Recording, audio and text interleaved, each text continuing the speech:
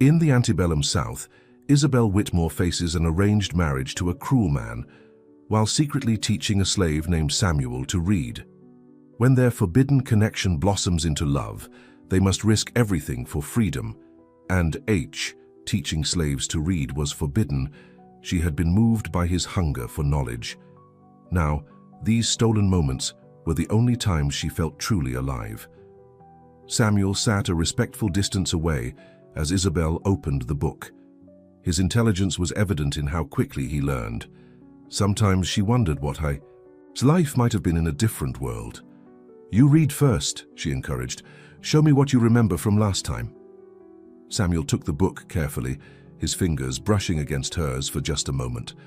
The touch was brief, but it sent a warmth through Isabel that she'd never felt with Thomas Redding despite all his proper courtship. The man walked," Samuel began, focusing intently on each word. Isabel watched him with admiration. Despite the risk, despite knowing the punishment for literacy could be severe, he persisted. His determination made her own problems seem small in comparison. "That's wonderful, Samuel," she said when he finished a paragraph. "You're learning so quickly." He looked up, a rare smile transforming his face. "I have a good teacher." That smile made something flutter in Isabel's chest, something dangerous and forbidden. She quickly looked away. "Miss Isabel," Samuel said after a moment of silence, "why are you helping me?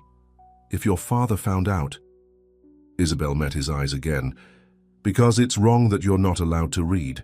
Because you deserve better than this life." The words hung between them, loaded with meaning neither dared to speak aloud. Their lesson continued until the sun began to dip low in the sky. Isabel knew she needed to return to the house before she was missed.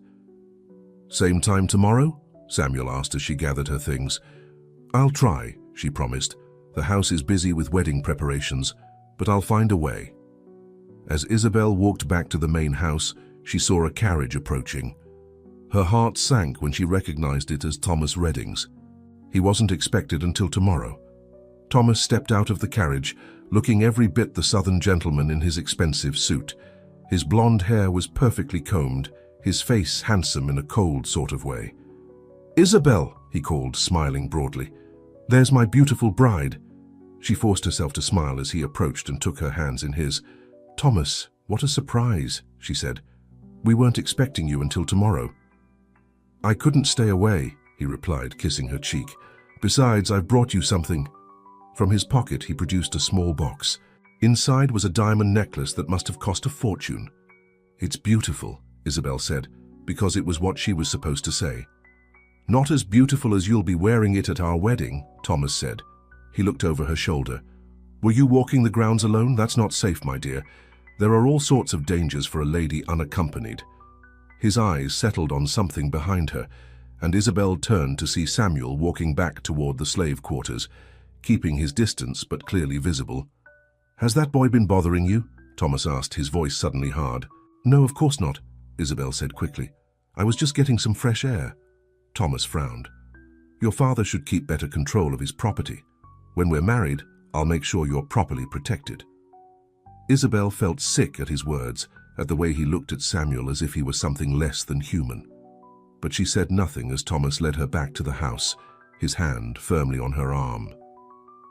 That night, dinner was an elaborate affair. Thomas charmed her parents with talk of business and politics. He spoke confidently about the future, about the home he was preparing for Isabel, about the children they would have. "And of course, Isabel won't have to worry about managing the household staff," Thomas was saying. "My mother has already selected a capable housekeeper who will handle all of that." "How thoughtful," Mrs. Whitmore said approvingly. Isabel pushed her food around her plate. "Will I have any say in how the household is run?" A brief silence fell over the table. Thomas laughed as if she'd made a joke. "My dear, why would you trouble yourself with such matters? Your job will be to look beautiful and entertain our guests. Leave the rest to those who know best." Isabel felt her father's warning look and fell silent. This was to be her life, ornamental, voiceless, trapped. Later, as she prepared for bed, her maid Mary Hell paid her undress. "That's a mighty fine necklace Mr. Redding brought you, Miss Isabel," Mary said, carefully placing it in Isabel's jewelry box. Yes, it is, Isabel replied absently. Mary, who had been with Isabel since childhood, paused. Are you feeling well, miss? You seem troubled. Isabel sighed. I'm fine, Mary, just wedding nerves, I suppose. The older woman nodded, but her eyes were knowing. Sometimes the path laid out for us isn't the one our heart wants to follow. Isabel looked up sharply. What do you mean? Mary simply smiled. Nothing, miss, just an old woman's ramblings. Sleep well. After Mary left, Isabel couldn't sleep. She went to her window and looked out at the moon hanging over the plantation. Somewhere out there in one of the small cabins beyond the fields was Samuel. Was he awake too? Was he thinking of their lessons, of her? The next morning, Isabel found an excuse to visit the kitchen gardens. Samuel was there, working with several other men to repair a stone wall. When he saw her, he kept his eyes down, as was expected when the master's daughter was present. Isabel approached the overseer. Mr. Collins, I need someone to carry some books back to the house for me. They're too heavy for me to manage. The overseer nodded. Samuel, go help Miss Whitmore. Samuel followed Isabel at a respectful distance until they were out of sight, behind the hedge. Meet me in the barn this afternoon, she whispered. I can't stay long now. He nodded slightly, his eyes meeting hers for just a moment. The rest of the day dragged on endlessly. Thomas insisted on taking Isabel for a drive around the property, pointing out improvements he would suggest to her father, talking about his own larger plantation. Your father runs a decent operation, he said condescendingly, but there are many efficiencies to be gained. My overseer gets twice the work from our people. Isabel looked at the men and women working in the fields under the hot sun. And are they treated well? Thomas raised an eyebrow. They're treated as they should be. Firm discipline is necessary, Isabel. It's not something a gentle lady like yourself needs to concern herself with. She bit her tongue to keep from arguing. Every word Thomas spoke made her dread their marriage more. Finally, late in the afternoon, Isabel managed to slip away. She hurried to the barn, her heart pounding with anticipation. Samuel was already there, standing nervously by the door. I wasn't sure you'd come, he said. I promised I would, Isabel replied, catching her breath. Though I can't stay long, Thomas is here and he's watching my every move. Samuel's face darkened at the mention of Thomas. He was in the fields today, talking to your father's overseer, asking questions about the strongest workers. Isabel felt cold. What kind of questions?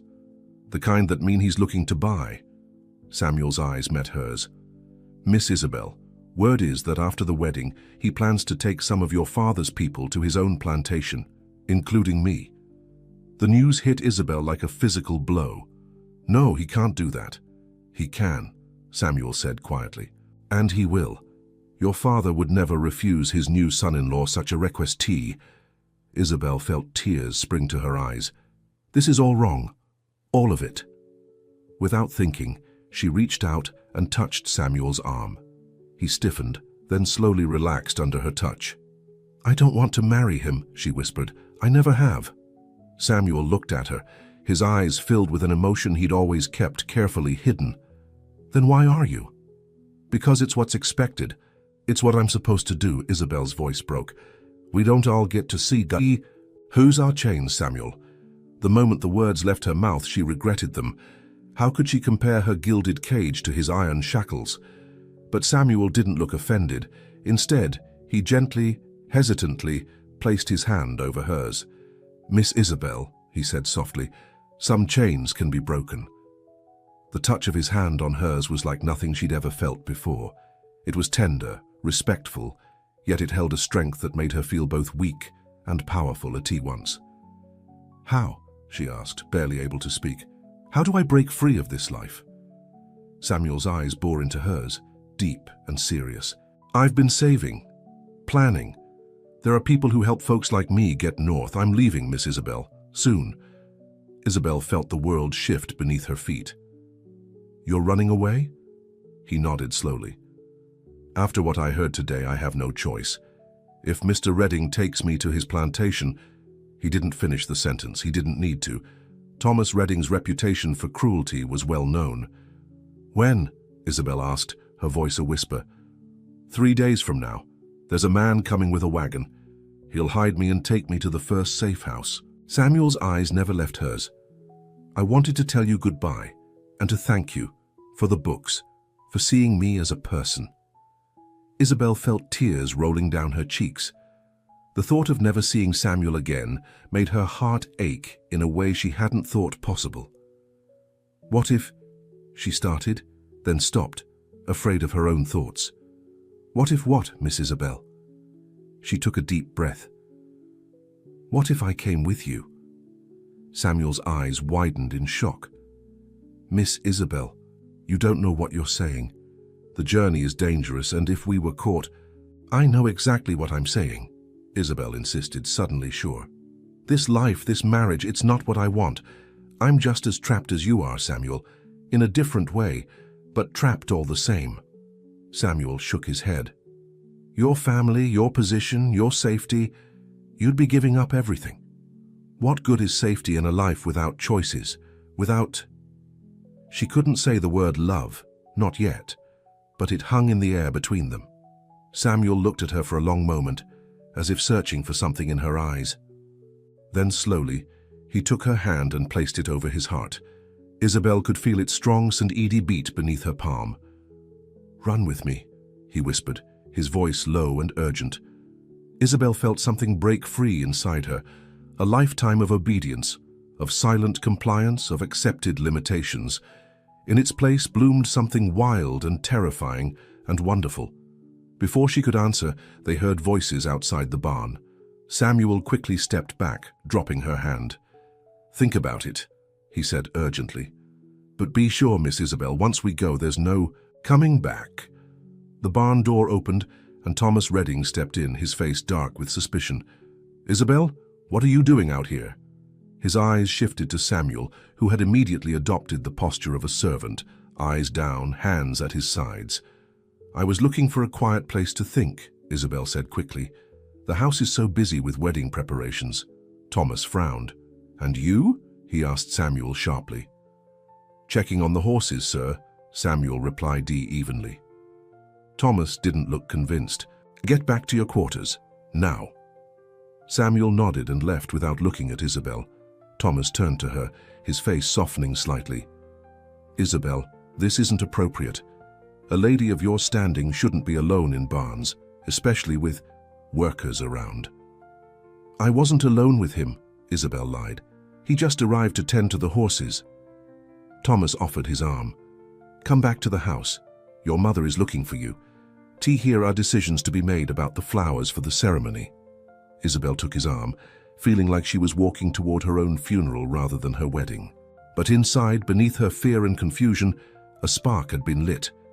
Samuel's words echoed in her mind. Run with me. For the first time in her life, Isabel Whitmore began to contemplate the unthinkable, a life beyond the boundaries that had always defined her, a life where she made her own choices, a life perhaps with Samuel. As they walked back to the house, the setting sun cast long shadows across the manicured lawn. 3 days until Samuel would leave, 3 days to decide her fate, 3 days until her wedding to Thomas Redding, 3 days to choose between safety and freedom, between what was expected and what her heart desired. 3 days to either accept her gilded cage or risk everything for a chance at true happiness. Isabel looked up at the big white house that had been her home for all her 23 years, and she knew that nothing would ever be the same again. The next morning, Isabel sat at her dressing table while Mary brushed her hair. Her mind was still reeling from Samuel's words. Run with me. 3 simple words that had turned her world upside down. You're very quiet this morning, Miss Isabel, Mary observed, her experienced hands working through Isabel's long brown hair. Just thinking about the wedding, Isabel replied, avoiding Mary's eyes in the mirror. Mary had been with the family since before Isabel was born. She knew Isabel better than anyone, perhaps even better than Isabel knew herself. Mary said, not sounding convinced. 2 more days now. Are you excited? Isabel swallowed hard. Mary, did you ever want a different life than the one you have? Mary's hands paused briefly before continuing their work. That's a dangerous question, Miss Isabel. Please, Mary, I need to know. The older woman sighed. Every soul born into this world dreams of something. Some of us just learn to dream smaller. She met Isabel's eyes in the mirror. But some dreams don't die, no matter how hard folks try to bury them. Isabel turned to face her. What if there was a way to follow those dreams, even if it meant risking everything? Mary's expression grew serious. Miss Isabel, what are you talking about? Before Isabel could answer, there was a knock at the door. Mrs. Whitmore entered, already dressed for the day in an elegant blue gown. Isabel, dear, the Reddings will be here for lunch. Thomas's parents are so looking forward to discussing the final arrangements. She looked at Mary. Make sure she wears the blue dress with the lace collar. It brings out her eyes. Yes, ma'am, Mary replied, returning to her task.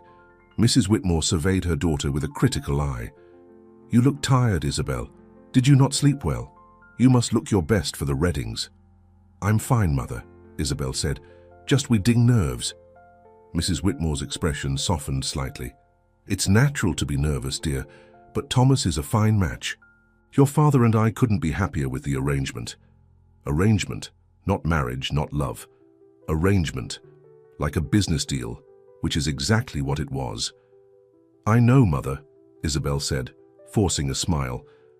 After her mother left, Isabel allowed Mary to help her into the blue dress. As Mary fastened the buttons at the back, she spoke softly. Miss Isabel, whatever you're thinking of doing, be careful. Some choices can't be undone. Isabel met Mary's eyes in the mirror again. How did you know I'm thinking of doing something? Mary gave her a sad smile. I've known you since you were born, child. I can see it in your eyes. Isabel turned and took Mary's weathered hands in hers. Mary, if something happens, if I'm not here after tomorrow, will you be all right? Mary's eyes widened, but she quickly controlled her expression. Miss Isabel, you're scaring me. Please, just tell me, will you be all right? After a long moment, Mary nodded. I'll be fine, child. Don't you worry about old Mary. Isabel hugged her impulsively, something she hadn't done since she was a little girl. Mary seemed surprised but returned the embrace. Whatever path you choose, Mary whispered, walk it with courage. The lunch with the Redding family was an elaborate affair. Thomas's parents, Richard and Catherine Redding, were even more formal and cold than their son. They spoke of the wedding as if it were a coronation rather than a marriage. We've invited the governor, of course, Catherine Redding said, as she delicately cut her meat. And the Prestons are coming all the way from Charleston.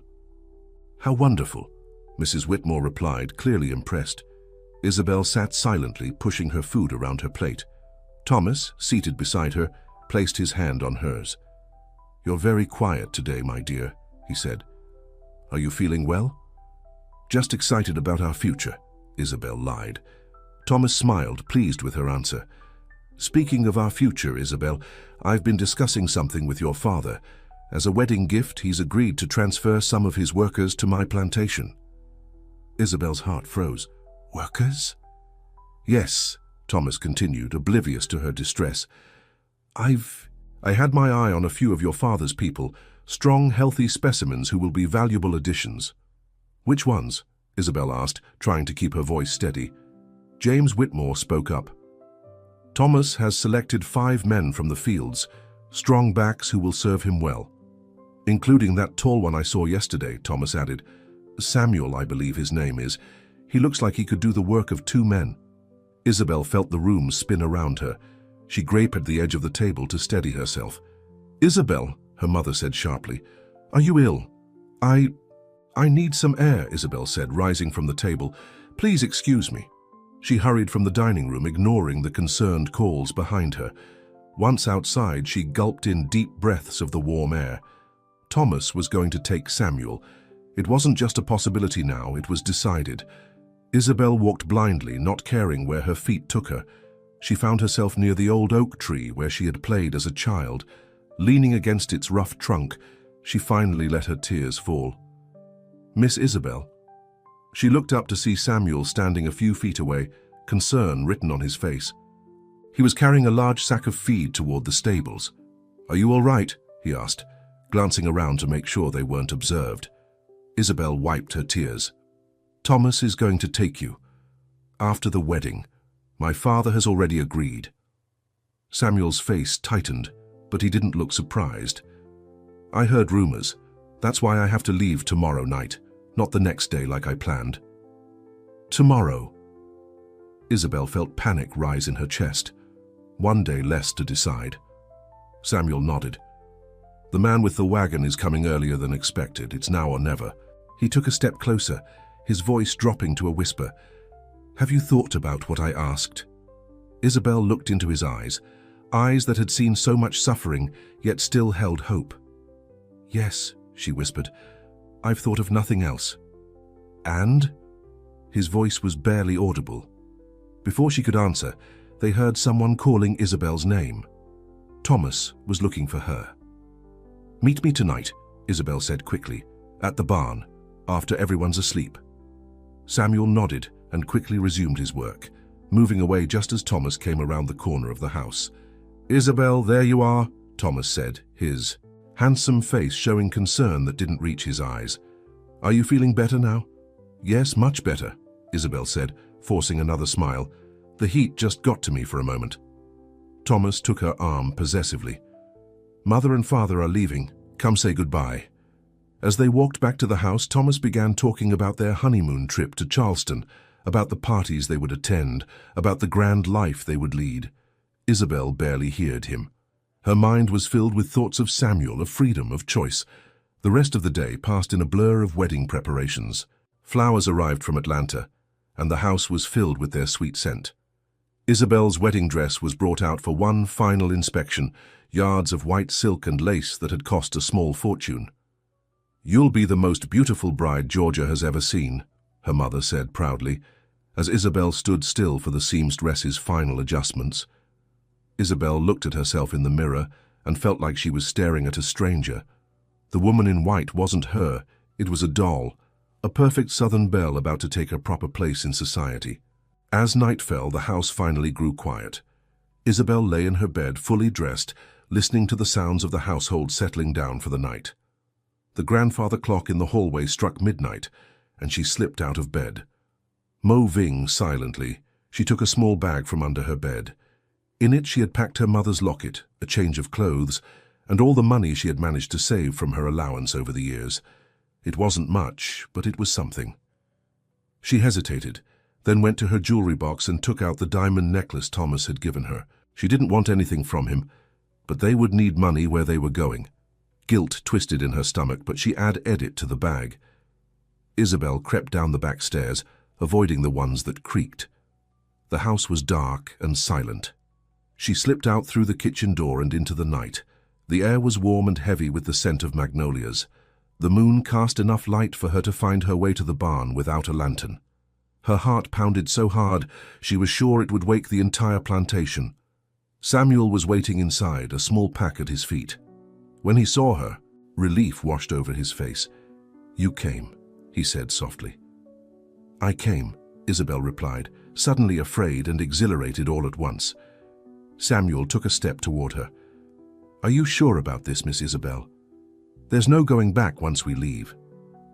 Isabel thought of the life that awaited her if she stayed, the beautiful prison of her marriage to Thomas, days and years of smiling and nodding and having no voice.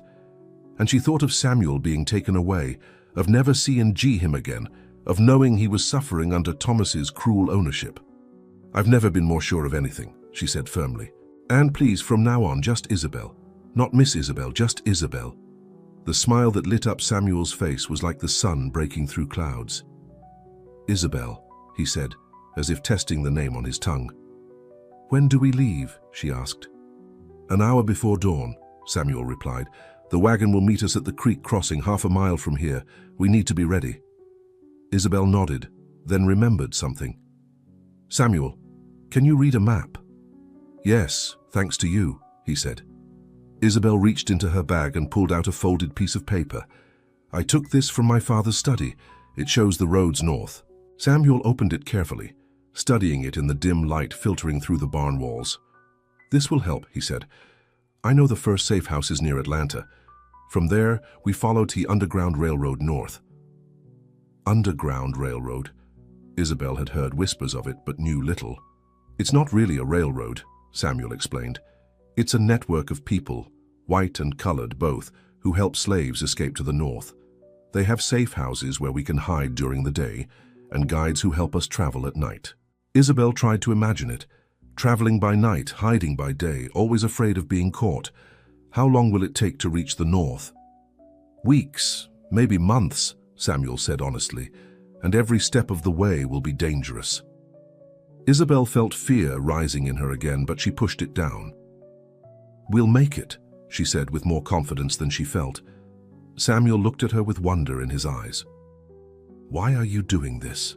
He asked softly. You're giving up everything. Your family, your home, your position. Why? Isabel's answer came from her heart. Because a life without freedom isn't really living, and because... She hesitated, then gathered her courage.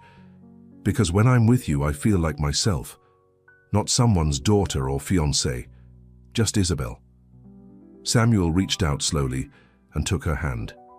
His touch was gentle, but she could feel the strength in his fingers. I can't promise you comfort or safety, he said, but I can promise you this. I will protect you with my life, and you will always be free to make your own choices. Isabel felt tears spring to her eyes at his words. No man had ever spoken to her like that before, as an equal, as someone whose choices mattered. Before she could respond, they heard a sound outside the barn. They froze, listening intently. Footsteps crunched on the gravel path. Samuel quickly motioned for Isabel to hide behind a stack of hay bales. He moved to the opposite side of the barn, picking up a pitchfork to look as if he was working. The barn door creaked open. Isabel held her breath, peering through a small gap between the bales. It was Thomas. He stood in the doorway, a lantern in his hand, his face hard in its golden light. I know you're in here, he called. Both of you. Isabel's heart pounded so loudly she was sure he could hear it. How had he known? Had someone seen her leave the house? Come out now, and maybe I won't have your father whip the skin off your back, Thomas said, moving further into the barn. Samuel remained still, the pitchfork in his hands. Isabel could see him weighing his options. If he attacked Thomas, he would be killed for sure. If he surrendered, he would be punished severely, perhaps fatally. Isabel made a decision.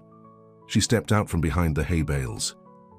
Thomas, she said, her voice steadier than she expected. What are you doing here? Thomas's eyes widened, then narrowed. I might ask you the same question, Isabel.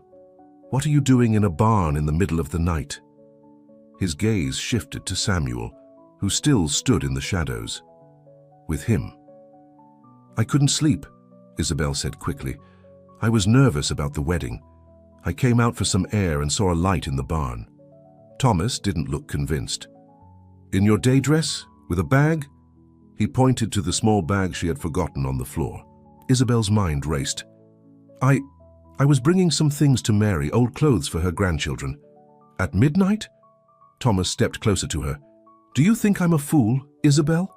Samuel moved then, setting down the pitchfork. Mr. Redding, sir. Miss Whitmore did nothing wrong. I asked her to meet me here. Thomas turned to him, his face twisted with fury. You dared to approach my fiancée, to lure her out here in the night. No, Thomas, that's not what happened, Isabel protested, but Thomas wasn't listening.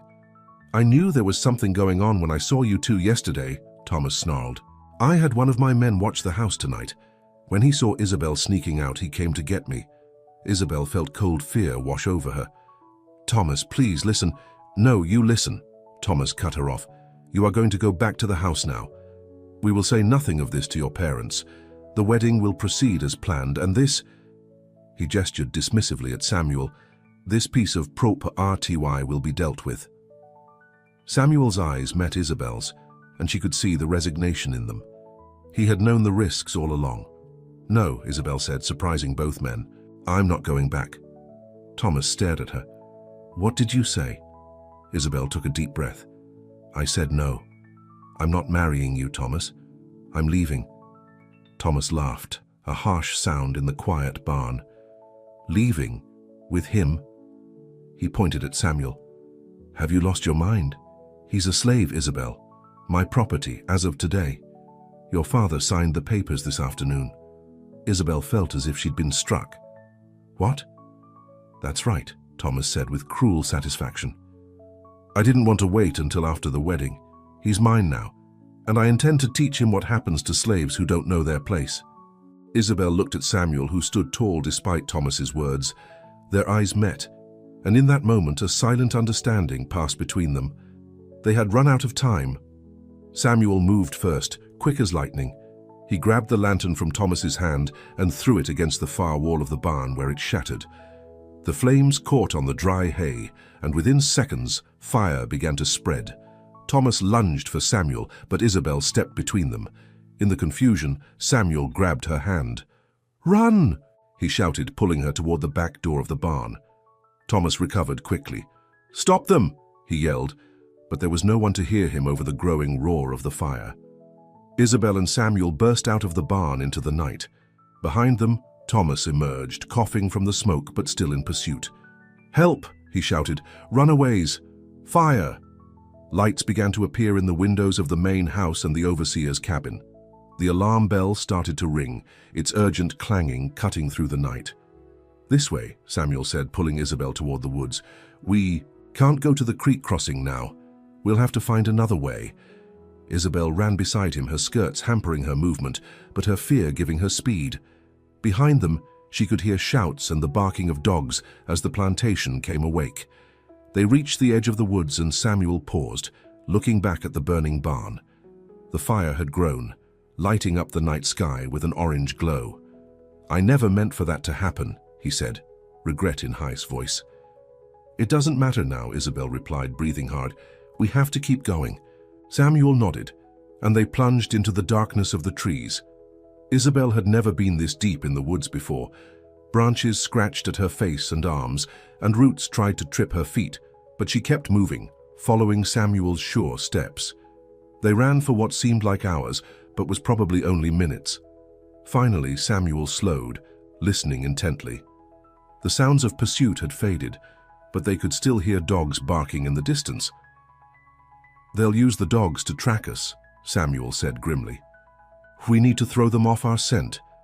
He led Isabel to a small stream that cut through the woods. "Walk in the water," he instructed. "It will hide our trail."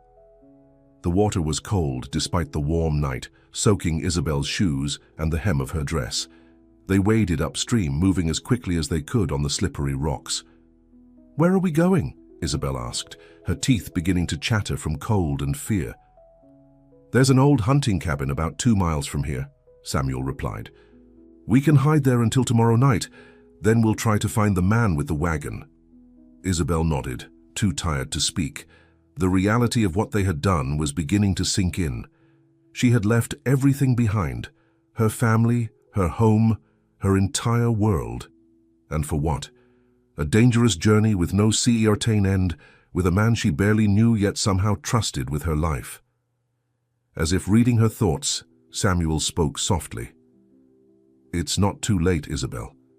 If you want to go back, tell them I forced you to come with me. They'll believe you." Isabel looked at him, this man who was offering her a way out even now, even at the cost of his own life. In that moment, her doubts vanished. "No," she said firmly. "I made my choice. We go forward together." The relief in Samuel's eyes was worth every hardship she might face. They continued their journey through the stream until Samuel deemed it safe to return to land. By the time they reached the hunting cabin, the first light of dawn was breaking in the east. The cabin was little more than a shack, abandoned and falling apart, but it would hide them from searching eyes. Samuel checked it carefully before allowing Isabel to enter. Inside was a single room with a dirt floor, a rough table, and the remains of an old cot. Isabel sank down onto the cot, exhaustion overtaking her. Her dress was torn and muddy, her hair a tangled mess, her hands scratched from branches and briars. She had never been so dirty or so tired in her life, and yet, as she looked at Samuel standing by the small window keeping watch, she felt something she had never felt before: freedom. "We should rest," Samuel said, turning to her. We'll need our strength for tonight." Isabel nodded, making room for him on the cot. He hesitated, then sat beside her, keeping a respectful distance. "Are you all right?" he asked softly. Isabel considered the question. Her old life was in flames behind her, literally and figuratively.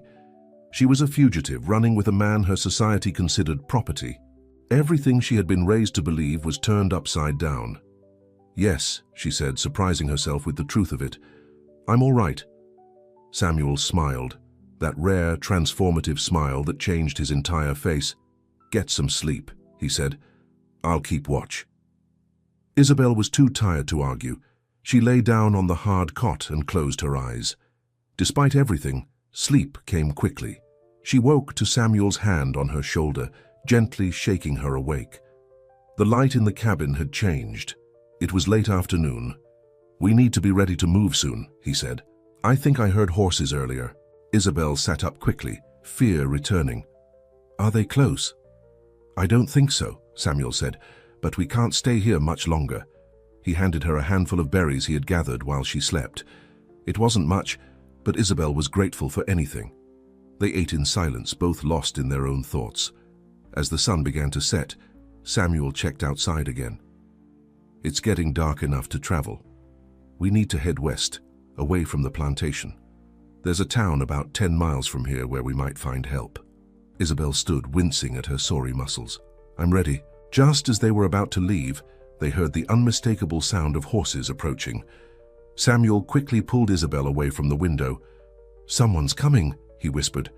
They heard voices now, men calling to each other, then a familiar voice that made Isabel's blood run cold.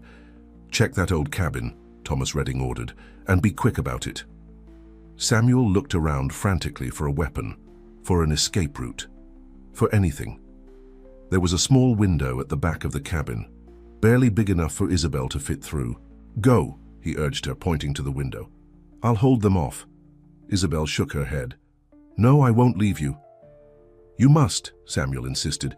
"If they catch you with me, they'll never believe you were taken against your will. But if you escape now, you can still go back. Say I kidnapped you." "No," Isabel repeated firmly. "We stay together." The sound of boots on the porch stopped their argument. The door was pushed open, and Thomas stood there, his face flushed with anger and triumph. "Found you," he said. Thomas Redding stood in the doorway of the hunting cabin, a satisfied smile on his face.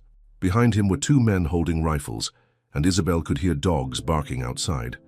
"Did you really think you could get away?" Thomas asked, stepping into the cabin. His eyes moved from Isabel to Samuel and back again. "My runaway property and my runaway bride." Samuel moved protectively in front of Isabel. "Let her go, Mr. Redding. This was my idea. I forced her to come with me." Thomas laughed. "Do you take me for a fool? I saw how she looked at you, how she defended you." He turned to Isabel, his handsome face twisted with anger. "Was this your plan all along, to humiliate me? To run away with a slave?" Isabel lifted her chin defiantly. "Samuel is a man, not property. And yes, I chose to go with him. I would rather live in danger with him than in safety with you." Thomas's face darkened. He stepped forward and grabbed Isabel's arm roughly. "You've lost your mind. Your father will have you locked up when he hears of this." "Take your hands off her," Samuel said, his voice low and dangerous. Thomas turned to him incredulous. "You dare to give me orders? You forget your place, boy." One of the men behind Thomas raised his rifle, pointing it at Samuel's chest. Isabel felt fear clutch at her heart. "Please, Thomas," she said quickly, "don't hurt him." Thomas's grip on her arm tightened. "So you do care for him? How touching." He looked at Samuel with hatred in his eyes. "I'm going to enjoy breaking you. By the time I'm done, you'll wish you had never laid eyes on her." Isabel could see the muscles in Samuel's jaw tighten, but he remained still, knowing that any move could mean death. "Now," Thomas said, pulling Isabel toward the door, "we're going back to the plantation. Your father is beside himself with worry, and your mother has taken to her bed with vapors." "I'm not going back," Isabel said, trying to pull away. Thomas's grip was like iron. "You have no choice. You are my fiancé, and you will do as I say." "The wedding is off, Thomas," Isabel said firmly. "I won't marry you, not now, not ever." For a moment, something dangerous flashed in Thomas's eyes. Then he smiled, a cold smile that sent chills down Isabel's spine. "We'll see about that," he said. He turned to his men. "Tie him up, and if he gives you any trouble, shoot him." "No!" Isabel cried as the men moved toward Samuel. Samuel looked at her, his eyes saying what his lips could not. "Be strong, don't give up." The men bound Samuel's hands behind his back with rough rope, shoving him forward. One of them struck him with the butt of his rifle when he didn't move quickly enough. Isabel felt tears of rage and helplessness fill her eyes. Thomas dragged her outside where horses waited. A search party of at least 10 men had gathered, some with torches, others with dogs straining at leashes. "Found them, sir," one of the men called to someone still hidden in the trees. Isabel's heart sank even further when her father rode into the clearing. James Whitmore's face was a mask of shock and anger when he saw his daughter, dirty, disheveled, and in the company of a bound slave. "Isabel," he exclaimed, dismounting quickly. "Are you hurt? Did he harm you?" Before she could answer, Thomas spoke. "She's unharmed, sir. Just confused. He's been filling her head with nonsense." Isabel wrenched her arm free from Thomas's grip. "That's not true, Father. I chose to go with Samuel. I love him." A stunned silence fell over the clearing. Eve. So the dog seemed to quiet at her declaration. Her father stared at her as if she had grown a second head. "You what?" he finally managed to say. "I love him," Isabel repeated, moving to stand beside Samuel despite Thomas's attempt to hold her back. "And I won't marry Thomas. I won't live that life anymore." James Whitmore's face flushed dark red. "You've lost your mind. That boy has bewitched you somehow." "No, Father. For the first time in my life, I'm seeing clearly." Her father turned to the men holding Samuel. "Take him back to the plantation. Lock him in the shed until I return." He looked at his daughter with cold eyes. "As for you, Isabel, you will ride with me. We will discuss this insanity at home." Samuel was forced onto a horse, his hands still bound. As they prepared to leave, he looked at Isabel one last time. "Whatever happens," he said quietly, "remember that you chose freedom. Hold on to the T." One of the men struck him, ordering him to be silent. Isabel moved toward him instinctively, but her father caught her arm. "Enough of this," James Whitmore said harshly. "Get on the horse, Isabel, now." Knowing she had no choice, at least for now, Isabel allowed her father to help her onto his horse. She climbed up behind him, her heart breaking as she watched Samuel being led away, a rope around his neck now as well as his bound hands. The ride back to the plantation was silent and tense. Isabel could feel her father's anger in the rigid set of his shoulders. Thomas rode beside them, occasionally glancing at Isabel with a mixture of rage and possessiveness that made her skin crawl. By the time they reached the house, dawn was breaking. The burned remains of the barn stood as a black skeleton against the lightening sky. Servants and field hands were gathered in small groups, watching as the search party returned with their captives. Isabel saw Mary standing on the back porch of the house, her hands clasped anxiously in front of her. When their eyes met, Mary's filled with tears. Mrs. Whitmore ran out of the house as soon as they arrived, her face tear-stained, her normally perfect appearance disheveled.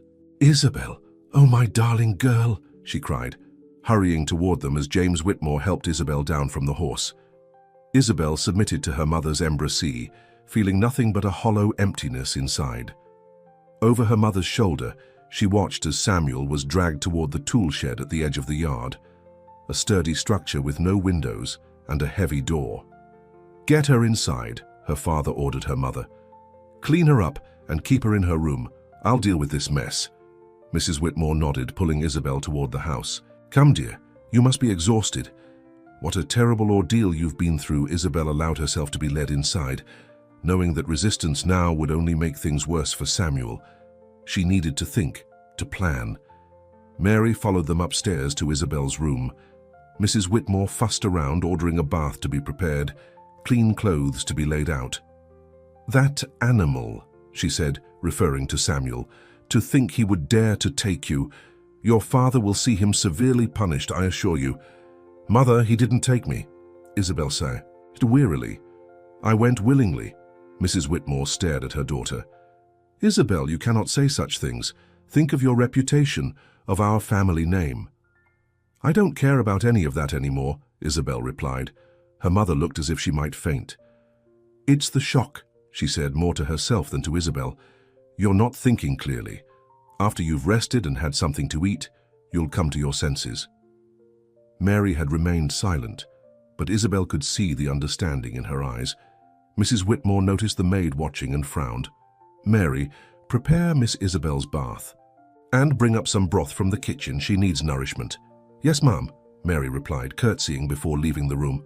Mrs. Whitmore turned back to her daughter. Your wedding dress arrived this morning. Such beautiful silk. Everyone will be talking about it for years. There isn't going to be a wedding, Mother, Isabel said firmly. Mrs. Whitmore's face hardened. Don't be ridiculous. Of course there will be. Thomas has been very understanding about this whole unfortunate incident. Understanding? Isabel couldn't believe what she was hearing. Guy threatened to kill Samuel. He grabbed me and dragged me like I was his property. He was upset, her mother said dismissively. Any man would be, finding his fiancée in such a compromising situation. Isabel realized there was no point in arguing. Her mother would never understand, never see beyond the narrow confines of their society's rules. I'm tired, Mother, she said instead. I'd like to rest. Mrs. Whitmore nodded, seeming relieved to end the conversation. Of course, dear, rest now. Things will look better when you wake. After her mother left, Isabel went to the window. From here she could see the tool shed where Samuel was being held. 2 men stood guard outside. Her father and Thomas were talking nearby, their gestures animated. Mary returned with hot water for the bath, pouring it into the copper tub in the corner of the room. Miss Isabel, she said softly when they were alone, what happened out there? Isabel turned from the window. I tried to escape with him, Mary. I was going north. Mary's eyes widened. Lord have mercy. I love him, Isabel said simply, and now they'll kill him because of me. Mary shook her head. Mr. Redding won't kill him. Samuel is worth too much money. She came to stand beside Isabel at the window.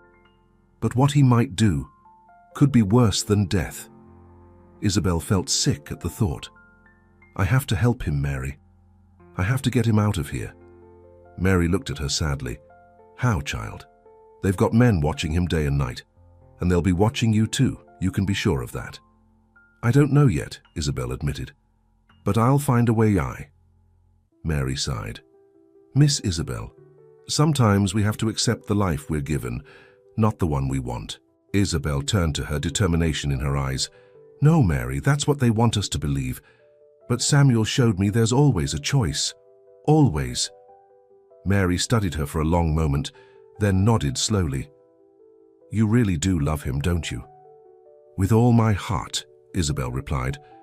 Mary's expression changed, a resolve coming into her weathered face. Then I'll help you. Isabel felt hope flicker inside her.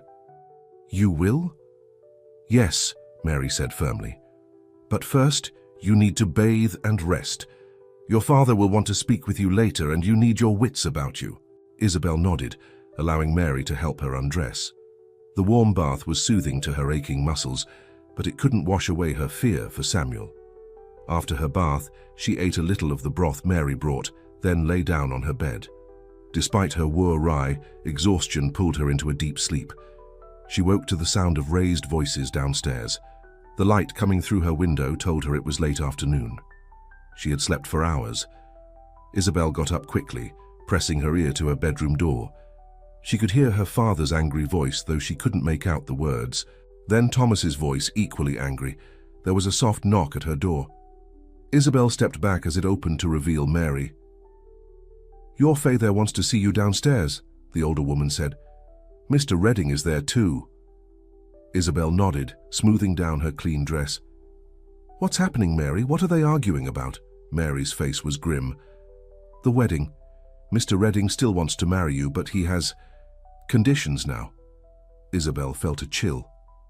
What conditions? You'd best hear it from them, Mary said. But Miss Isabel, whatever happens, don't let them see your true feelings. It will make things worse for both you and Samuel. Isabel took a deep breath, steeling herself. I understand. She followed Mary downstairs to her father's study. Inside, James Whitmore sat behind his desk, his face like stone. Thomas stood by the fireplace, a glass of whiskey in his hand. "Ah, here she is," Thomas said when Isabel entered. "My bride-to-be." Isabel remained silent, standing straight, her face carefully blank. Her father gestured to a chair. "Sit down, Isabel." She did as she was told, folding her hands in her lap to hide their trembling.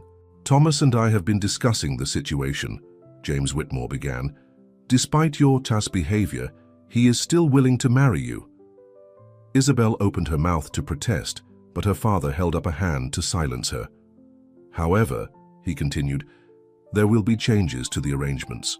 The wedding will take place tomorrow morning, not the day after as planned. It will be a small ceremony, just family and a few close friends." "Tomorrow?" Isabel couldn't hide her shock. "But why?"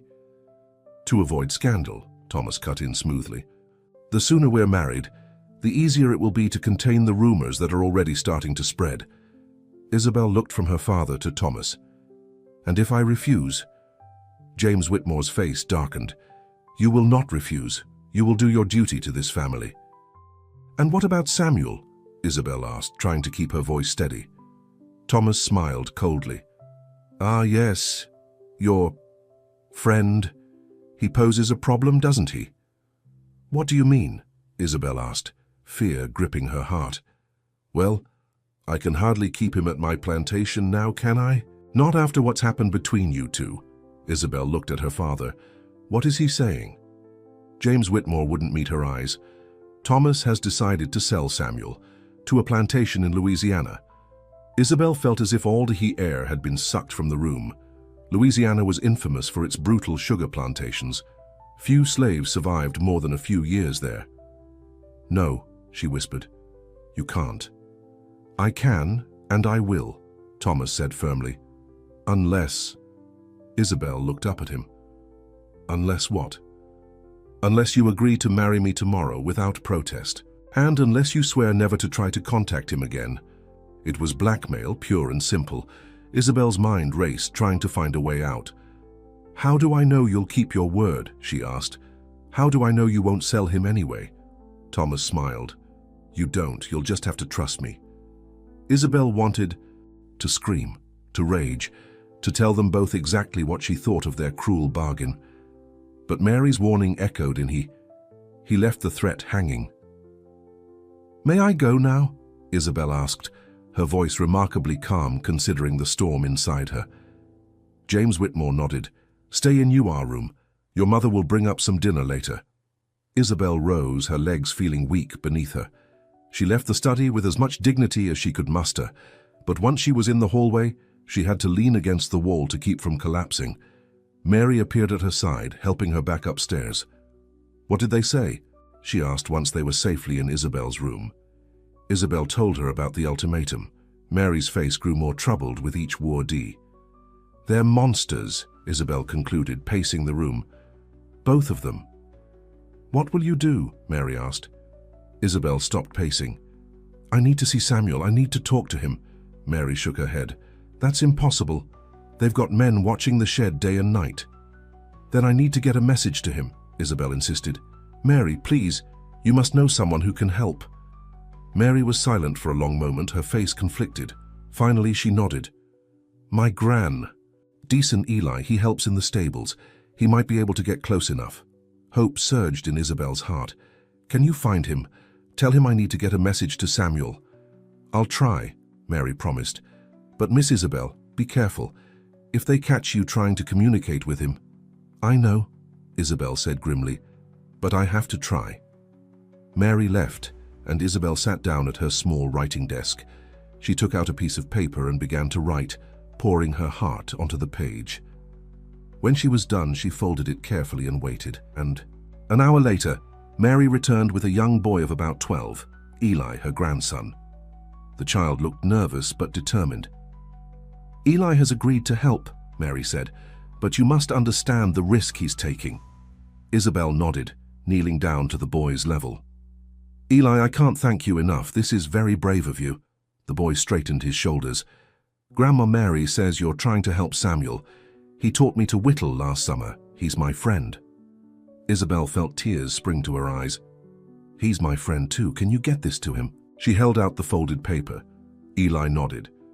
Yes, ma'am. I can hide it in his food. I'm supposed to take water and bread to the guards soon. They let me give it to Samuel too. Thank you, Isabel said fervently.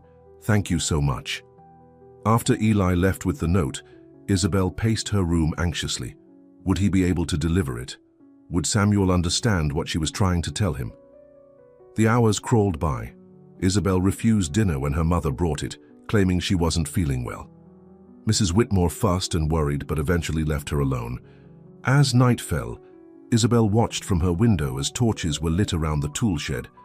The guards changed, but there were always 2 men on duty. Escape seemed impossible. A soft knock at her door made her jump. It W as Mary again, with Eli beside her. Did you give it to him? Isabel asked eagerly. Eli nodded. Yes, ma'am. And he gave me this to give to you. The boy pulled a small piece of paper from his pocket. Isabel took it with trembling hands. It was torn from the corner of her own note, and on it was written a single word in Samuel's careful handwriting. Midnight. What does it mean? Mary asked. Isabel looked at the note, then at Mary and Eli. It means we have work to do. Over the next few hours, Isabel explained her plan. It was dangerous, perhaps foolhardy, but it was the only chance they had. Mary was hesitant. Miss Isabel, if you're caught, then I'll marry Thomas tomorrow as they wish, Isabel said, but at least I'll have tried. As midnight approached, Isabel changed into her plainest dress, a dark blue one that wouldn't show in the night. Mary brought her a small bundle. Clothes for Samuel, she explained. And some food. Not much, but it will help. Isabel hugged the older woman. I can never repay you for this, Mary. Mary's eyes were sad. Just be safe, child. That's all the payment I need. Eli had gone ahead to create the diversion they needed. At exactly midnight, there was a commotion from the direction of the stables, shouting and the sound of horses neighing in distress. As planned, one of the guards left his post to investigate. The Rema Eaning guard was young, barely more than a boy himself. He shifted nervously, eyes darting between the shed he was guarding and the commotion at the stables. Isabel slipped out of the house through the kitchen door. Keeping to the shadows, she made her way toward the tool shed. The remaining guard had his back to her, watching the stables where lanterns were being lit and men were shouting. Isabel crept closer, the heavy iron key Mary had given her clutched in her hand. It was a spare key to the shed, kept in the kitchen for when tools were needed. The guard suddenly turned and Isabel froze, but he was looking toward the main house, not at her. After a moment, he turned back to watch the commotion at the stables. Isabel moved quickly now, reaching the back of the shed. There was a small window there, too small for a man to fit through, but big enough for her to pass the key. Samuel, she whispered, standing on tiptoe to reach the window. Samuel, are you there? For a heart-stopping moment, there was no answer. Then Samuel's voice, low and urgent, came through the darkness. Isabel, what are you doing here? I've brought the key, she whispered, pushing it through the small opening. And clothes.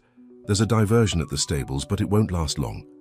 She heard the scrape of the key in the lock, and then the door on the far side of the shed opened a kiar-ak. Samuel peered out, checking that the guard was still distracted. He slipped out, closing the door behind him. In the dim light, Isabel could see that his face was bruised, his lips split. Anger surged through her at what they had done to him. We have to hurry, she whispered, leading him around the back of the shed where the shadows were deepest.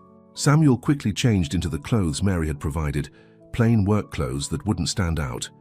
He stuffed his tattered shirt into a hole in the ground, covering it with dirt. The stables are blocked, Isabel explained, as they crept along the edge of the yard. But there's another way through the kitchen gardens. Samuel nodded, following her lead. They moved silently, freezing whenever a voice or footstep sounded too close. The kitchen gardens were dark and quiet. Beyond them lay the woods and freedom. They had almost reached the tree line when a voice rang out behind them. Stop right there! Isabel turned to see Thomas Redding standing about 20 yards away, a pistol in his hand. His face was twisted with rage in the moonlight. "Thomas," Isabel said, stepping in front of Samuel, "please, let us go." "Get away from him, Isabel," Thomas ordered, raising the pistol. "Now!" Samuel gently pushed Isabel aside. "Run," he whispered. "I'll handle this." "No," Isabel replied firmly. "We stay together." Thomas moved closer, the pistol steady in his hand. "I gave you a choice, Isabel. A fair offer. And this is how you repay me?" "There was nothing fair about it," Isabel said. "You tried to buy me with his life." Thomas laughed bitterly. "And now you'll both pay the price." He cocked the pistol. "Step aside, Isabel. My quarrel isn't with you." "If you shoot him, you'll have to shoot me too," Isabel said, her voice steadier than she felt. Thomas's face contorted with fury. "You would die for this slave." "His name is Samuel," Isabel said. "And yes, I would." For a moment, Thomas seemed taken aback by her determination. In that brief hesitation, Samuel acted. He grabbed a nearby garden hoe and swung it, knocking the pistol from Thomas's hand. Thomas roared with anger, lunging for Samuel. The two men grappled, falling to the ground. Isabel scrambled for the pistol, but it had fallen into the shadows and she couldn't find it. Samuel was strong, but Thomas was heavier and fueled by rage. He managed to pin Samuel to the ground, his hands going to Samuel's throat. Isabel looked around frantically for a weapon. She grabbed a heavy stone from the garden border and without hesitation brought it down on Thomas's head. Thomas slumped to the side, unconscious but still breathing. Samuel pushed him off, gasping for air. "Isabel," he said hoarsely, looking at her with a mixture of shock and admiration. "You saved my life." "We saved each other," she replied, helping him to his feet. "But we need to go, now. Someone will have heard the struggle." Indeed, they could already hear shouts coming from the direction of the main house. Lanterns were being lit, dogs beginning to bark. Hand in hand, they ran into the woods, not stopping until they were deep among the trees. Only then did they pause to catch their breath. "Are you all right?" Isabel asked, touching Samuel's bruised face gently. He nodded, catching her hand and pressing it to his cheek. "I am now." The sounds of pursuit grew louder behind them. They had perhaps a few minutes before the dogs would pick up their scent. "We need to keep moving," Samuel said. "Head for the creek, we can follow it north." Isabel nodded, and they set off again, moving as quickly as they could through the dark woods. The ground was uneven, roots and branches grabbing at their feet, but they pressed on. Behind them, the barking of dogs grew closer. Lights from lanterns flickered through the trees. "They're gaining on us," Isabel said, fear making her voice shake. Samuel squeezed her hand. "Just a little further. The creek is just ahead." They broke through a line of bushes and there it was, the creek, its waters black in the moonlight. Without hesitation, they waded in, gasping at the cold. "Downstream," Samuel directed. "The current will help us move faster." They moved through the water as quickly as they could, the cold numbing Isabel's feet and legs. The creek grew deeper as they went, soon reaching their waists. The sounds of pursuit grew fainter behind them. The dogs would lose their scent in the water, at least temporarily. After what seemed like hours but was probably only minutes, Samuel guided them back to the shore. They were both soaking wet and shivering, but alive and free. "We need to keep moving," Samuel said, his teeth chattering. "The sun will be up soon, and they'll be searching the whole county for us." Isabel nodded, too cold to speak. They continued through the woods, staying away from roads and paths. Samuel seemed to know where he was going, following the stars overhead. As the first light of dawn began to streak the eastern sky, they came upon a small, tumble-down cabin hidden deep in the woods. Samuel approached it cautiously. "Hello, the house," he called softly. "Friends seeking help." The door opened a crack, and an elderly black man peered out. "Who's there?" "Travelers on the railroad," Samuel replied, using words that seemed to have special meaning. "Seeking shelter from the storm." The old man looked at them for a long moment, then opened the door wider. "Come in, quickly." Inside, the cabin was small but clean. A fire burned low in the hearth, and the old man added wood to it, building it up until the room grew warm. "I'm Joshua," the old man said. "You're safe here for now. But you can't stay long. We understand, Samuel said. We just need rest and dry clothes if you have them. Joshua nodded. I've been expecting travelers. The conductor sent word. He looked at Isabel with surprise. Though he didn't mention a white woman would be among them. She's with me, Samuel said simply. Joshua studied them both, then nodded again. I see. Well, there are clothes there. He pointed to a chest in the corner. And food on the table. Rest while you can. Tonight, I'll take you to the next station. As Joshua busied himself at the fire, Isabel turned to Samuel. Station? Conductor. What do these words mean? Samuel smiled, the first real smile she had seen since their capture. It's the language of the Underground Railroad D. Joshua is a station master. He helps people like us get to freedom. Isabel felt a wave of relief wash over her. They weren't alone in this journey. There were others helping, guiding the way. Joshua brought them bowls of hot corn mush sweetened with molasses. Isabel had never tasted anything so wonderful in her life. As they ate, he explained the next part of their journey. Tonight, I'll take you to the next station, about 10 miles north. From there, you'll move from station to station, always at night, always hidden. It's a long journey to the north, but it can be done. Have many people made it? Isabel asked. Joshua nodded. Many, and more every year. He looked at her curiously. But few like you, miss. You're leaving a life of comfort behind. Isabel looked at Samuel, who was watching her with those deep, thoughtful eyes. I'm not leaving anything important behind, she said. Everything that matters is right here. Samuel reached across the table and took her hand. In that moment, despite the danger, despite the uncertain journey ahead, Isabel knew she had made the right choice. As the sun rose higher, they prepared to rest. Joshua showed them to a small room at the back of the cabin where a pallet lay on the floor. Sleep, he said. I'll keep watch. And tonight, we continue your journey to freedom. Exhausted, Isabel lay down beside Samuel on the pallet. For the first time, they were truly alone without fear of immediate discovery. Samuel touched her face gently, his fingers tracing the curve of her cheek. Are you sure about this, Isabel? It's not too late to go back. Isabel covered his hand with hers. I've never been more sure of anything in my life. He smiled, that rare, beautiful smile that transformed his face. Then rest now.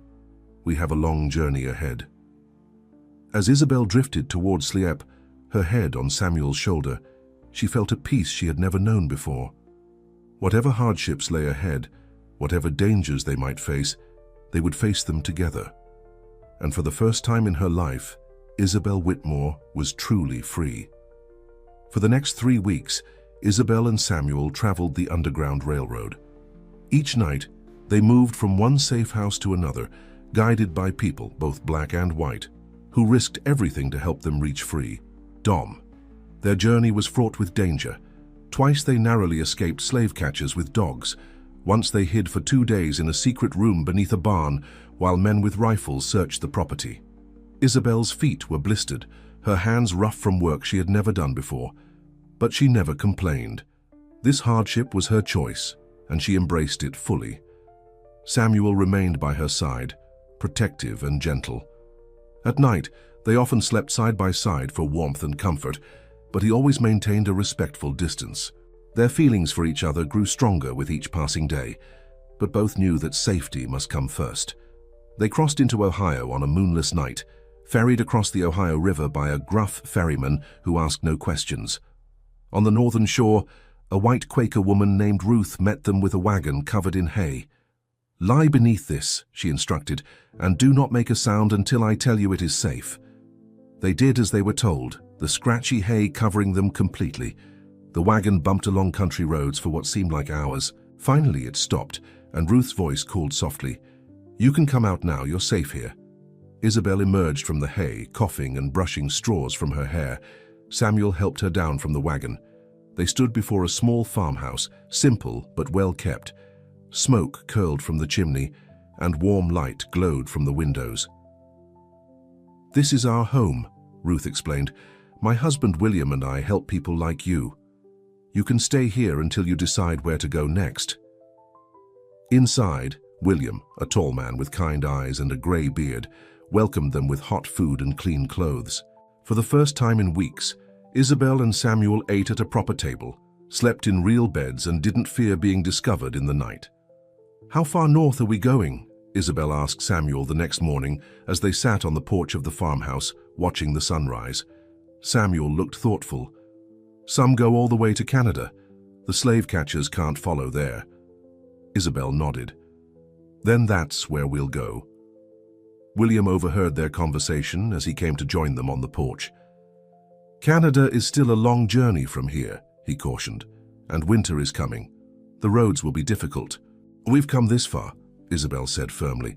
"We'll make it the rest of the way." William studied her with respect. "You're a remarkable woman, Isabel. Not many would give up the life you had for the hardships you now face." Isabel reached for Samuel's hand. "I didn't give up anything worth keeping." William smiled at them both. "Love is a powerful force, perhaps the most powerful of all." He sat down in a rocking chair. "You can stay with us until spring if you wish. The worst of the search will die down by then, and travel will be easier." Samuel and Isabel exchanged a look. "That's very generous," Samuel said, "but we don't want to put you at risk any longer than necessary." "The risk is ours to take," William replied firmly. "We answer to a higher law than that of man." In the end, they agreed to stay for 2 weeks to regain their strength. During that time, Isabel learned to cook from Ruth, while Samuel helped William with the farm work.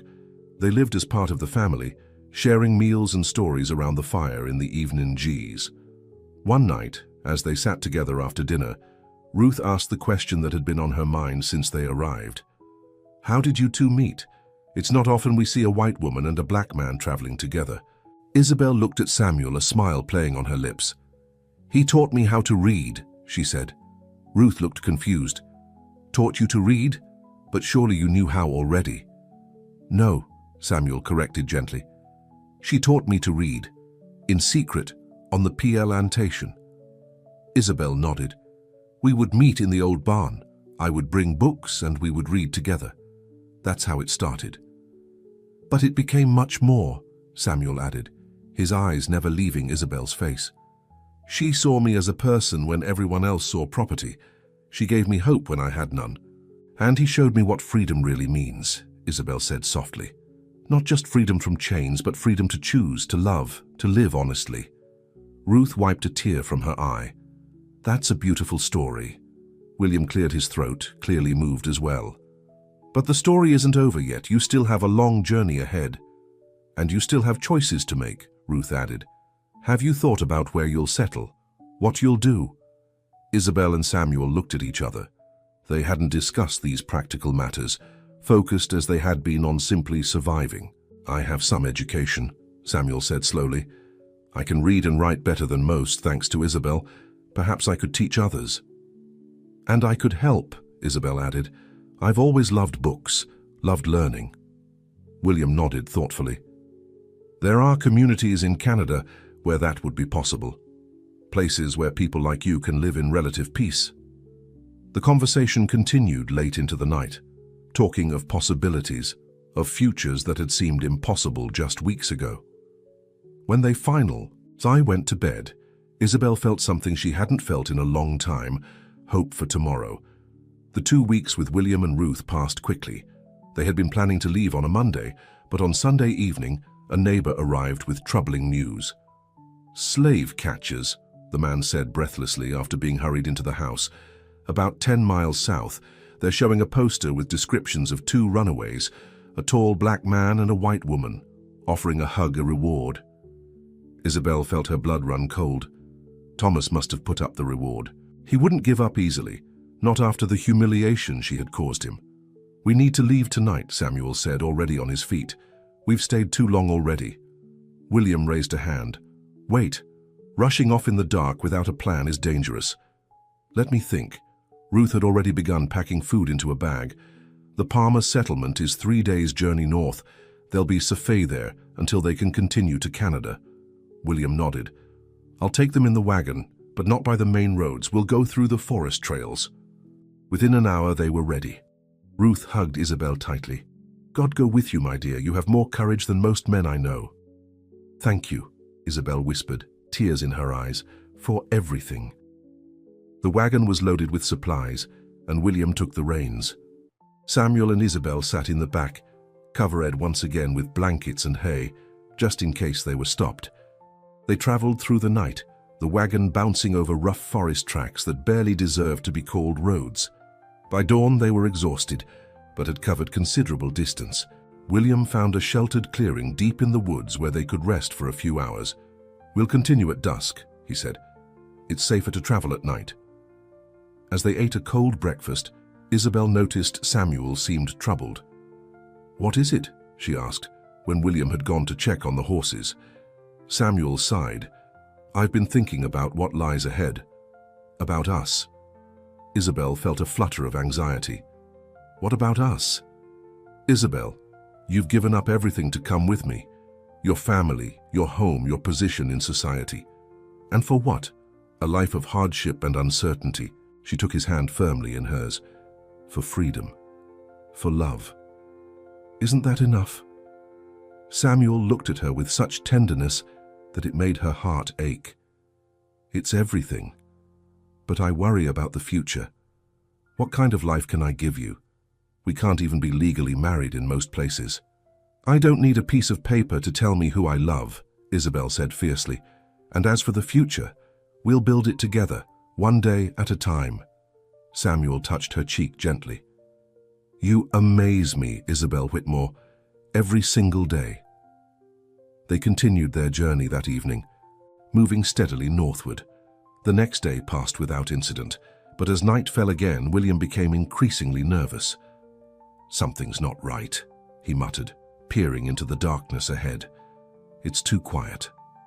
They were traveling along a narrow road between fields, with forest on either side.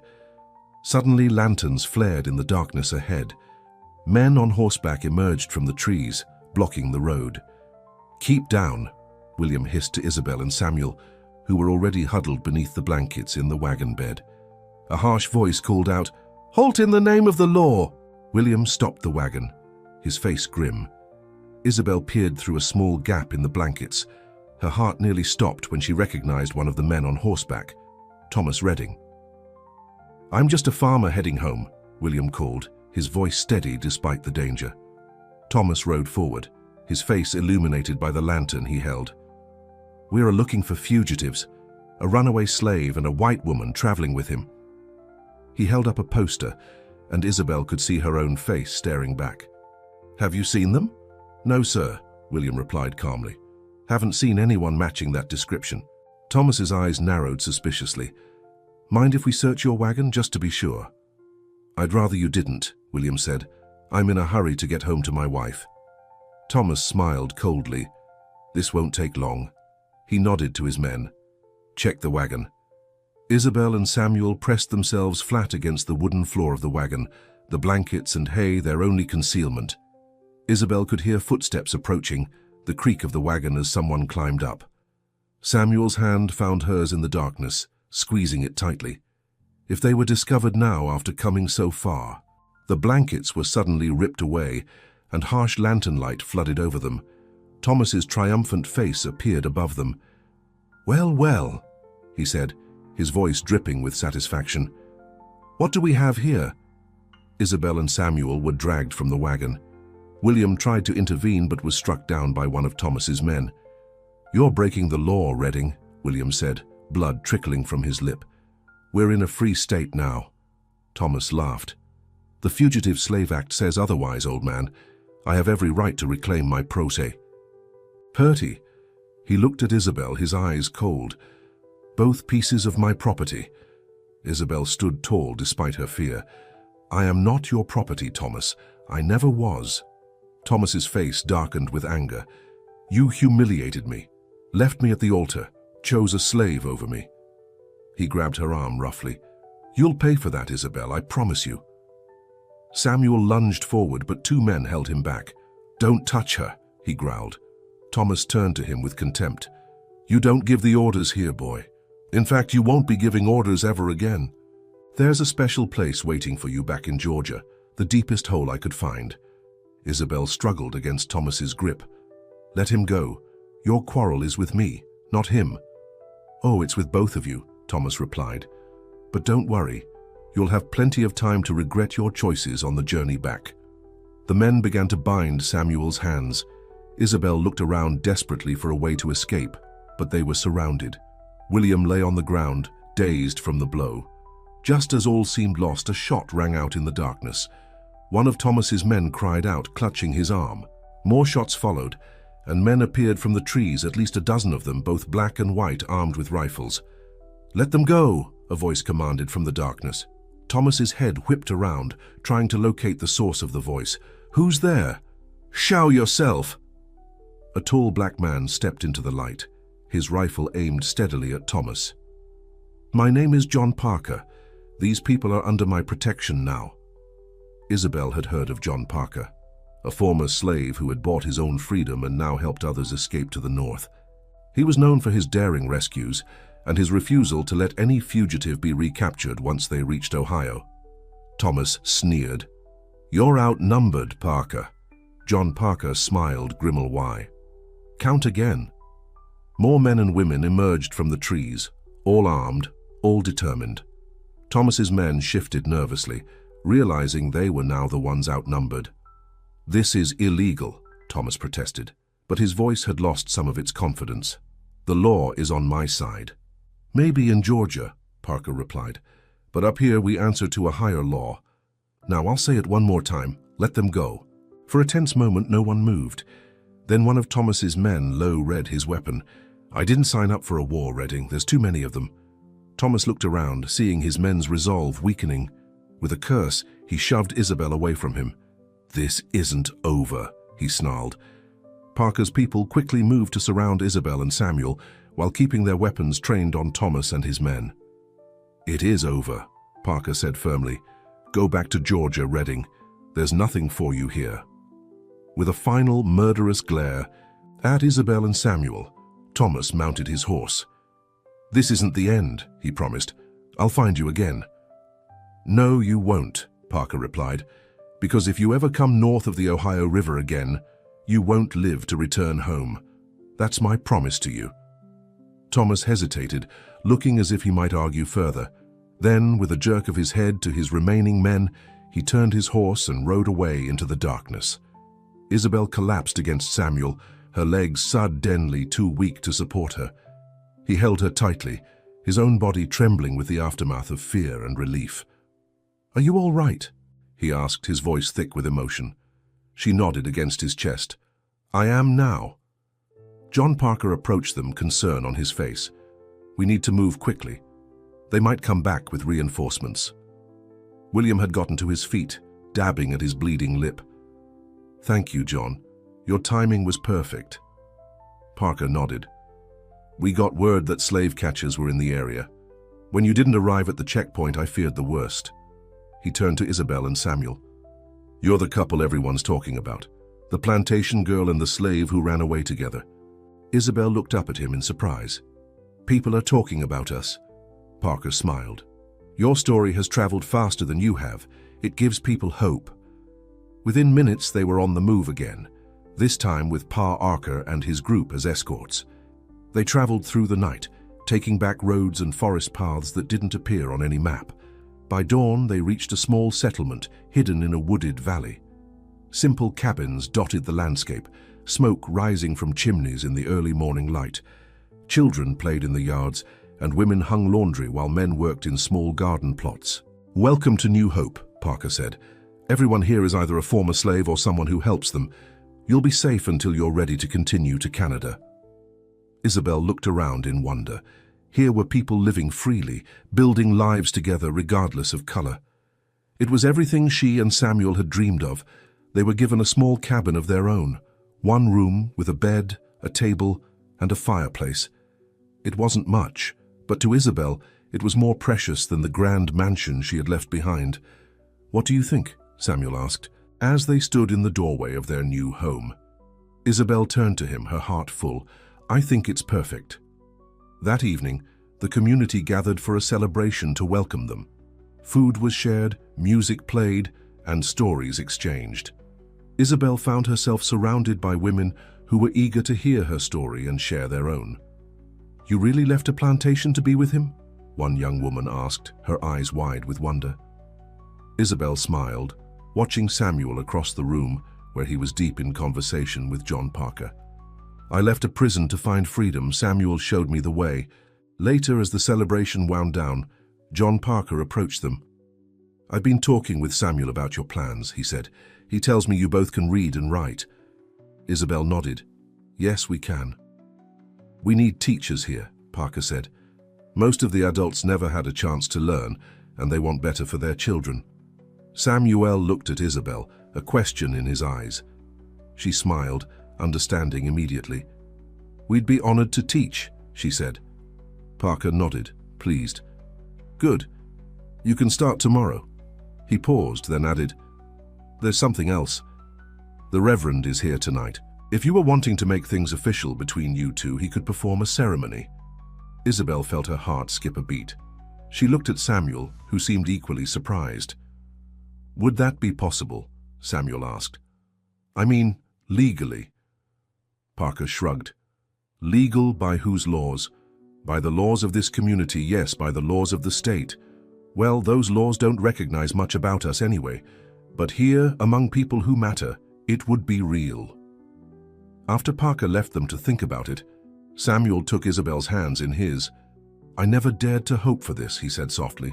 "To be able to call you my wife." Isabel's eyes filled with tears of joy. "Ask me," she whispered. Samuel looked confused.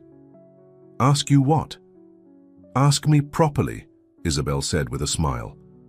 "Every woman deserves to be asked properly." Understanding dawned on Samuel's face. Slowly he knelt before her, still holding her hands in his. The room quieted as people noticed what was happening. "Isabel Whitmore," Samuel said, his voice steady and clear. "You taught me to read. You showed me kindness when no one else would. And you gave up everything to rue and with me toward freedom. Will you now take one more step on this journey and be my wife?" Isabel couldn't speak past the lump in her throat. She nodded, tears streaming down her face, and pulled him to his feet. The room erupted in cheers and applause. That night, under a sky full of stars with the entire settlement as witnesses, Isabel and Samuel were married. The ceremony was simple, the words ancient and powerful. When the Reverend pronounced them husband and wife, Samuel kissed her with such tenderness that Isabel felt her heart might burst with happiness. Later, alone in their cabin, Samuel built a fire while Isabel prepared the bed. Neither spoke, but a new awareness hummed between them. When the fire was blazing, Samuel turned to find Isabel standing by the bed, her eyes shining in the firelight. "Mrs. Samuel," he said softly, trying out the name. Isabel smiled. "It sounds right, doesn't it?" He crossed the room to her, taking her in his arms. "It sounds perfect." For the first time, they came together as husband and wife, their love finding physical expression in the privacy of their own home. All the barriers that society had placed between them fell away, leaving only two people who had risked everything to be together. As Isabel lay in Samuel's arms afterward, watching the firelight dance on the ceiling, she felt a peace she had never known before. "Do you think they'll ever stop looking for us?" she asked. Samuel stroked her hair gently. "Eventually. Thomas's pride was hurt, but even he can't search forever. And once we get to Canada, we'll be beyond his reach for good." "When will we go?" Isabel asked. "John says in a few weeks when the next group heads north. Until then, we can start teaching, get to know the community." He kissed her forehead. "Does that sound good to you?" Isabel nodded, Sen uggling closer to him. "It sounds perfect." The weeks that followed were the happiest of Isabel's life. Each morning, she and Samuel taught reading and writing to both children and adults in a small building that served as the settlement's school. In the afternoons, they worked alongside their neighbors, tending gardens, repairing buildings, and learning skills they would need in their new life. News came occasionally from the South. Thomas had indeed returned to Georgia after his confrontation with John Parker. The story of Isabel's kidnapping by a slave had been spread to save the Whitmore family's reputation. Her parents had disowned her publicly, though Mary sent a secret message through the Underground Railroad to let Isabel know they were well. 1 month after their arrival at New Hope, Isabel and Samuel joined a group heading for Canada. The journey took another 3 weeks, but this time they traveled with friends and protectors. They crossed the border on a clear spring day, the air filled with promise. In a small town near Toronto, they found a community similar to New Hope, where former slaves and free blacks lived and worked alongside sympathetic whites. Samuel was offered a position as a teacher in the local school, and Isabel found work in a small library. They rented a modest house with a garden where Isabel planted flowers from seeds she had carried all the way from Georgia. 5 years passed. Isabel and Samuel's small house was now filled with the laughter of their 2 children, Mary, a 4-year-old girl with her mother's eyes and her father's smile, and James, a boy of 2 with his father's quiet intelligence. One summer evening, as they sat on their porch watching the children play, a letter arrived. It was from Mary, delivered through the network that still connected North and South, despite the growing tensions between them. Isabel read it aloud to Samuel. Thomas Redding had died in a hunting accident. Her father had fallen ill, and facing his mortality had expressed regret for his treatment of his only daughter. Her mother asked if Isabel would consider writing to them, if not returning for a visit. "What will you do?" Samuel asked when she finished reading. Isabel looked at their children, at the life they had built together. "I'll write to them," she said. "They should know their grandchildren, even if only through letters. But this is our home now, this is where we belong." Samuel nodded, understanding as he always did. "You've never regretted it, have you? Running with me?" Isabel took his hand, the hand that had placed hers over his heart that day in the barn so many years ago. "Never," she said firmly. "Not for a single moment." As the sun set over their small garden, casting long shadows across the grass where their children played, Isabel rested her head on Samuel's shoulder. Their journey had been long and dangerous, filled with hardship and fear, but it had led them here, to this moment of perfect peace. Samuel put his arm around her, pulling her close. "Do you know what freedom sounds like?" he asked softly. Isabel smiled, listening to their children's laughter, to the birds singing in the trees, to the steady beat of Samuel's heart beneath her ear. "Yes," she whispered. "It sounds like this." The end.